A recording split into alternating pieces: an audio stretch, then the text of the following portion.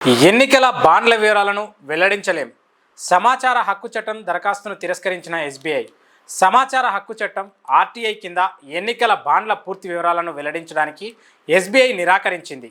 ఎన్నికల బాండ్ల వివరాలను వ్యక్తిగత సమాచారమని పేర్కొంటూ ఆర్టీఐ కింద వచ్చిన దరఖాస్తును ఎస్బీఐ తిరస్కరించింది. భారత ఎన్నికల సంఘం వెబ్సైట్లో ఎన్నికల బాండ్ల వివరాలను బహిర్గంగా ప్రజలకు ప్రకటించిన ఎస్బీఐ ఈ విధంగా సమాధానం ఇవ్వడం గమనార్హం. ఎన్నికల బాండ్ల స్కీమ్ రాజ్యాంగ విరుద్ధం, ఏకపక్షం అని పేర్కొంటూ వాటిని సుప్రీంకోర్టు ఫిబ్రవరి 15న రద్దు చేసింది.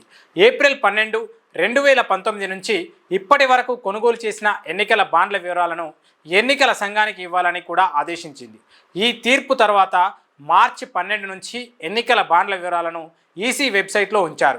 ఈ తరువాత అంటే మార్చి 13న ఆర్టీఐ కార్యకర్త లోకేష్ బాత్రా ఎన్నికల బాండ్ల పూర్తి సమాచారాన్ని డిజిటల్ రూపంలో ఇవ్వాలని కోరుతూ ఎస్బీఐకి ఆర్టీఐ చట్టం కింద దరఖాస్తు చేసుకున్నారు. ఆ దరఖాస్తును ఎస్బీఐ ఈ నెల 10న తిరస్కరించింది. ఆర్టీఐ చట్టంలోని సెక్షన్ 8.1E, 8.1J కింద దరఖాస్తును తిరస్కరిస్తున్నట్లు తెలిపింది.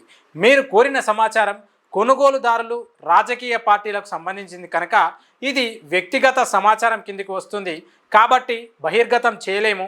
మీరు కోరిన దరఖాస్తు ఆర్టీఐ చట్టంలోని సెక్షన్ 8E, సెక్షన్ 8.1J కింద మినహాయింపు ఉంటుందని central public information officer SBI deputy general manager బుధవారం సమాధానం ఇచ్చారు.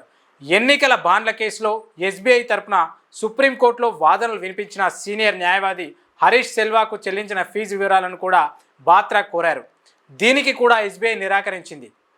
ఈ విషయాలను లోకేష్ బాత్రా మీడియాకు వెల్లడించారు. ఎన్నికల సంఘం వెబ్సైట్లో ఉన్న సమాచారాన్ని ఇవ్వడానికి కూడా ఎస్బీఐ తిరస్కరించడం విచిత్రంగా ఉందని బాత్రా వ్యాఖ్యానించారు.